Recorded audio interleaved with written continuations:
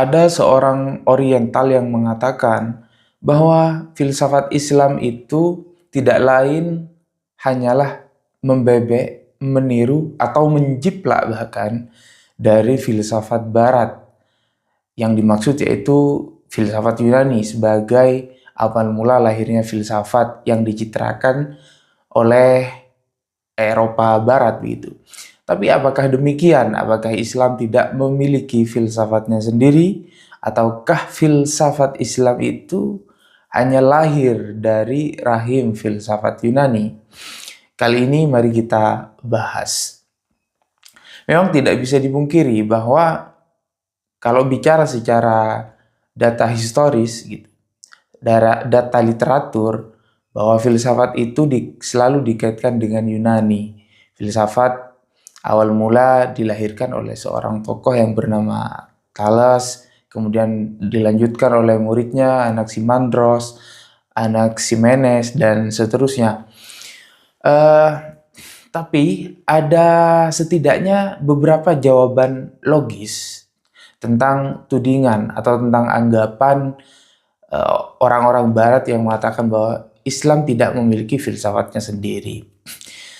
Yang pertama, jawaban terhadap tudingan itu bahwa berguru atau belajar itu tidak selalu membebek atau menjiplak semata.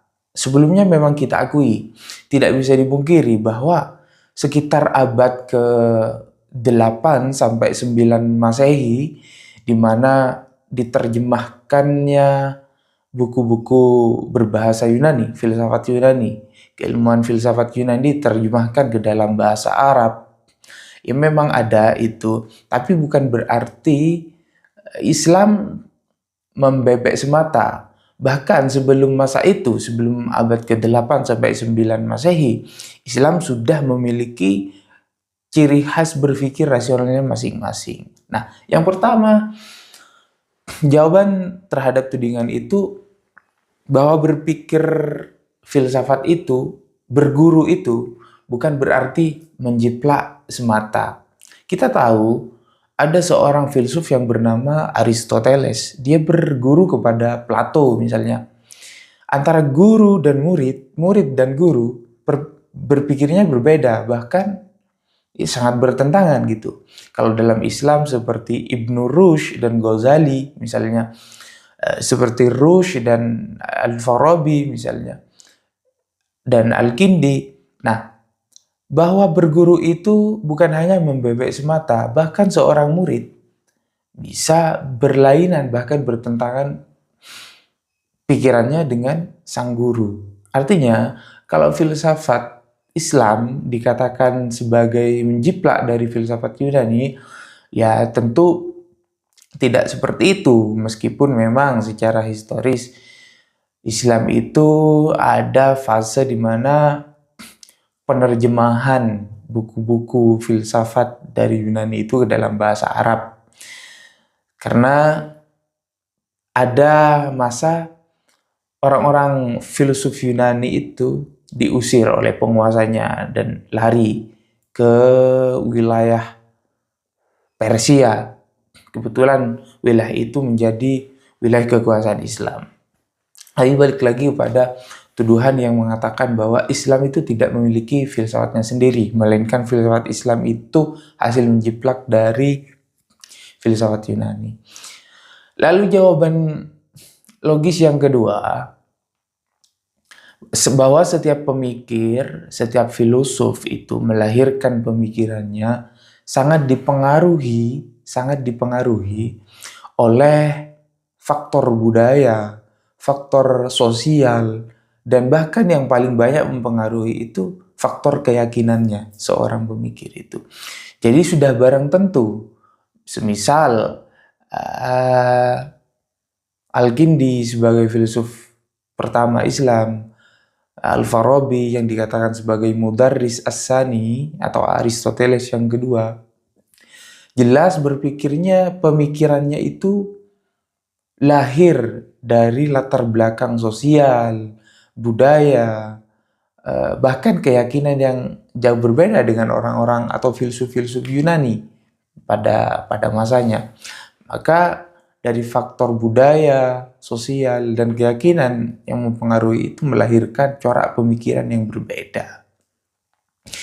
Kalau kita sebagai seorang Indonesia, orang Nusantara misalnya, belajar tentang pemikiran-pemikiran filsafat, tafsir, atau ide pemikiran-pemikiran orang-orang barat, tentu kita juga dipengaruhi oleh faktor lingkungan kita, faktor budaya kita, faktor sosial kita. Kita sebagai seorang Indonesia misalnya seperti itu.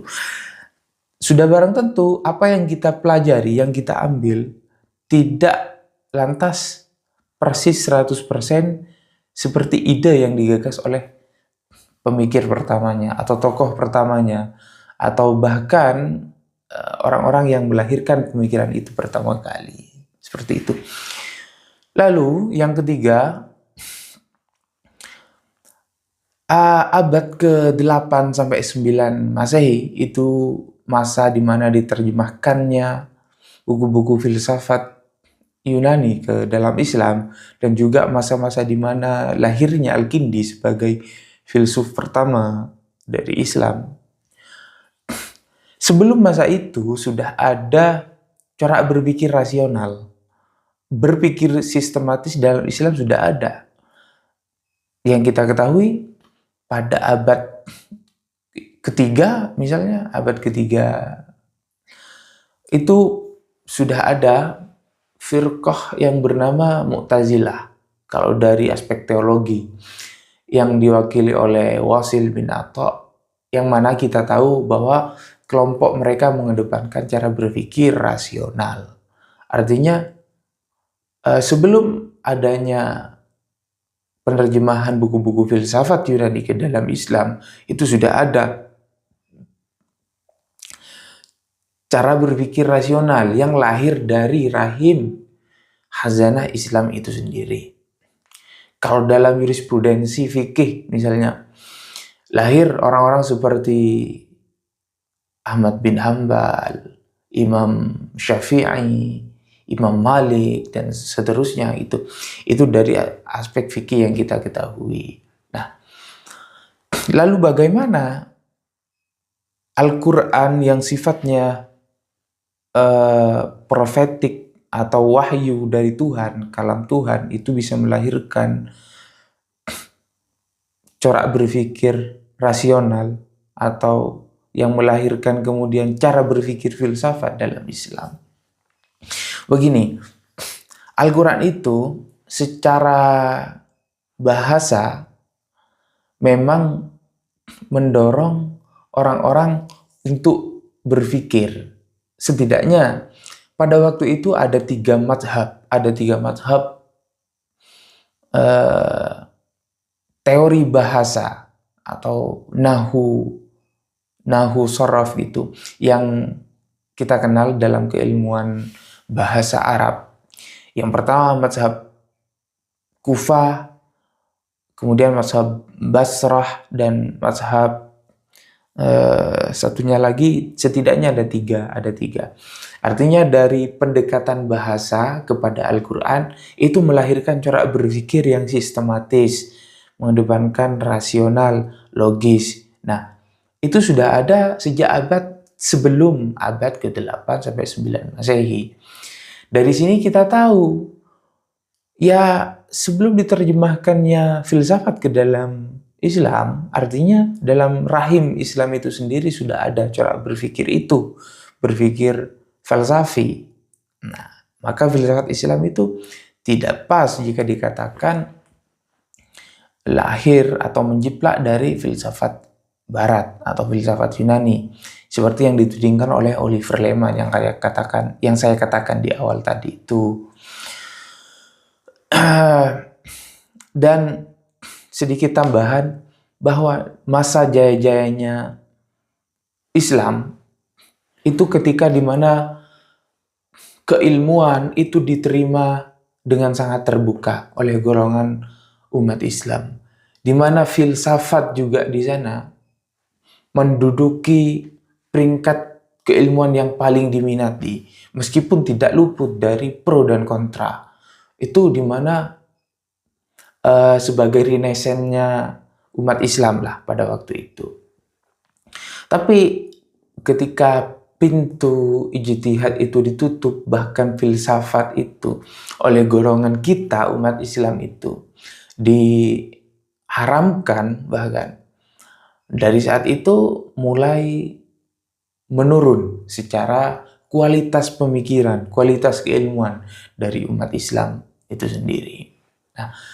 Nah, sebaliknya di Barat, sebelum Renaissance, mereka itu mengalami kegelapan, masa-masa kegelapan yang pada waktu itu terlalu dikungkung oleh dogma-dogma agama, di mana para penguasa, para pemuka agama, dan para pengusaha itu bersatu atau berkonspirasi di balik layar.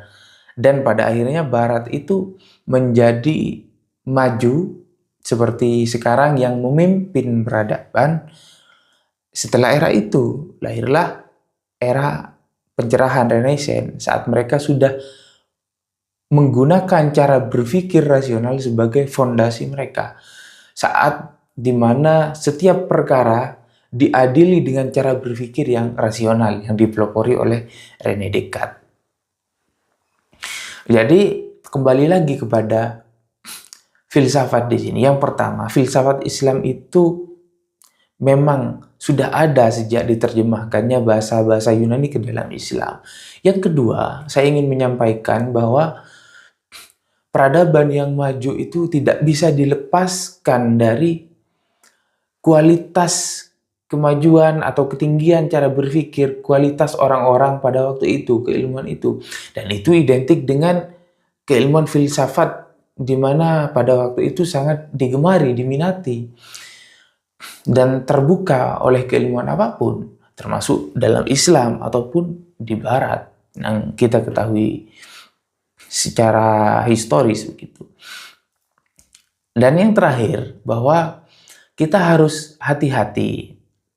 Memang sampai saat ini tudingan bahwa filsafat itu haram, itu masih ada kita temui gitu dalam beberapa kelompok, utamanya kelompok kita sebagai umat Islam. Filsafat itu membuat orang kafir. Artinya filsafat itu sebenarnya hanya alat. Filsafat itu sebenarnya hanya alat. Maka sebagai selayaknya alat, ada orang-orang yang dengan alat itu digunakan untuk membunuh orang lain, untuk melukai orang lain. Tapi ada juga orang yang menggunakan alat itu untuk mengupas buah atau untuk mencangkul tanahnya, untuk bercocok tanam.